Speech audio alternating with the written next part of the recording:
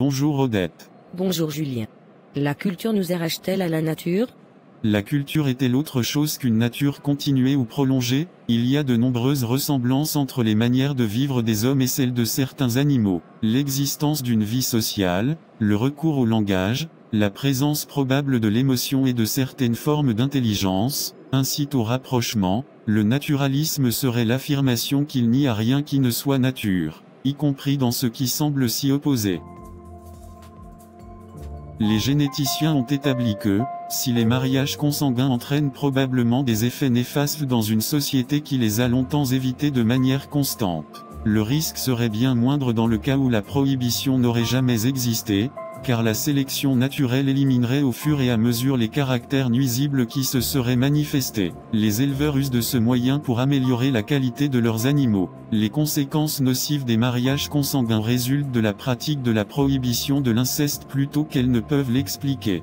D'ailleurs, un très grand nombre de groupes primitifs ne partagent pas notre opinion sur le dommage biologique résultant de mariages consanguins, et ont des théories tout à fait différentes pour les condamner. La raison de cette condamnation doit donc être cherchée ailleurs, d'une manière mieux compatible avec les opinions généralement admises par l'ensemble de l'humanité. L'explication véritable est à chercher dans une direction diamétralement opposée, et ce que l'on a dit sur la division sexuelle du travail peut nous aider à le comprendre. On a interprété celle-ci comme un moyen de créer entre les sexes une mutuelle dépendance, sociale et économique, sans ainsi clairement que le mariage est supérieur au célibat. Or, de même que le principe de la division sexuelle du travail établit une dépendance au mutuel entre les sexes, les amenant par là à se perpétuer et à fonder une famille, la prohibition de l'inceste institue une dépendance mutuelle entre familles. La prohibition de l'inceste institue une dépendance mutuelle entre les familles, les forçant à engendrer de nouvelles familles en vue de se perpétuer. Il est étrange qu'on n'ait pas remarqué le parallélisme des deux démarches. L'omission s'explique par le recours à des termes aussi dissemblables que division d'une part,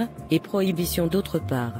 Nous aurions pu aussi bien insister sur le seul aspect négatif de la division sexuelle du travail en appelant celle-ci prohibition des tâches et inversement. Souligner l'aspect positif de la prohibition de l'inceste en l'appelant principe de division des droits de mariage entre familles. Car la prohibition de l'inceste établit simplement que les familles, quelle que soit la manière dont elles se définissent, peuvent s'allier uniquement les unes aux autres, et non, chacune pour son compte, avec soi. Nous comprenons maintenant pourquoi on se trompe quand on cherche à interpréter la famille à partir des bases purement naturelles de la procréation, de l'instinct maternel, des sentiments psychologiques entre le mari et la femme, entre le père et les enfants. Aucun de ces facteurs ne suffirait à donner naissance à une famille, et cela pour une raison assez simple. Dans toute l'humanité, la condition absolument nécessaire pour la création d'une famille est l'existence préalable de deux autres familles, l'une prête à fournir un homme, l'autre une femme, qui, par leur mariage, en feront naître une troisième,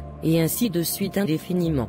En d'autres termes, ce que différencie réellement l'homme de l'animal, c'est que, dans l'humanité, une famille ne saurait exister sans société, c'est à dire sans une pluralité de familles prêtes à reconnaître qu'il existe d'autres liens que la consanguinité, et que le procès naturel de la filiation ne peut se poursuivre qu'à travers le procès social de l'alliance. Contrairement au laisser-aller, toute morale est une tyrannie qui s'exerce contre la nature, et aussi contre la raison. Ceci n'est pas une objection contre elle, car seule quelque morale permettrait de décréter l'interdiction de toute espèce de tyrannie et de déraison. Ce qui fait le caractère essentiel et inappréciable de toute morale, c'est d'être une longue contrainte.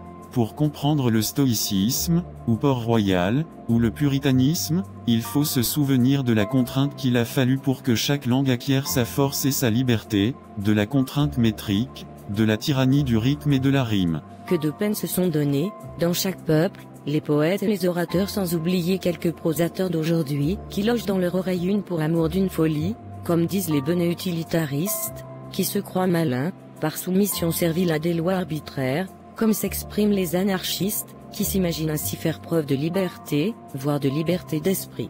L'étonnante réalité, cependant, est que tout ce qui existe ou a existé sur Terre en fait de liberté, de délicatesse, de hardiesse, de danse, de magistrale assurance, que ce soit dans la pensée, dans le gouvernement ou dans l'art de parler et de convaincre, ne s'est jamais développé, aussi bien dans l'ordre artistique que dans l'ordre moral, que grâce à la tyrannie de ces lois arbitraires, c'est là, selon toute apparence, que se trouve la conscience inexorable nature et le naturel, et non pas dans le laisser-aller. Tout artiste sait combien son état le plus naturel est loin du laisser-aller, quand, en pleine liberté, dans les moments d'inspiration, il ordonne, agence, dispose, informe sa matière, et avec quelle exactitude, de quelle manière subtile. Il obéit à de multiples lois, dont la rigueur et la précision défient toute formulation conceptuelle. En comparaison d'elles, le concept le plus ferme a quelque chose de flottant, d'équivoque, de multivoque. Encore une fois, ce qui importe avant tout sur la terre comme au ciel,